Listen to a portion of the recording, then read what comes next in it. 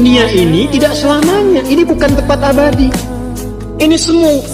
Dan kehidupan kematian yang berlangsung di dunia itu sejatinya memberikan kesan kepada kita untuk belajar.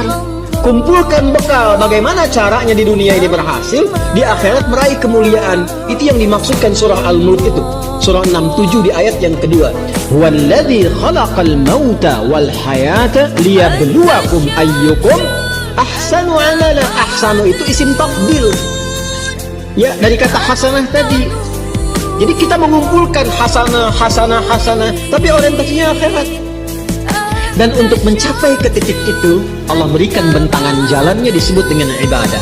Karena itu ketika Allah memerintahkan kita ibadah dalam bentuk fi'il amr, itu sebetulnya saking sayangnya kepada kita. Kalau nggak sayang nggak akan diperintahkan.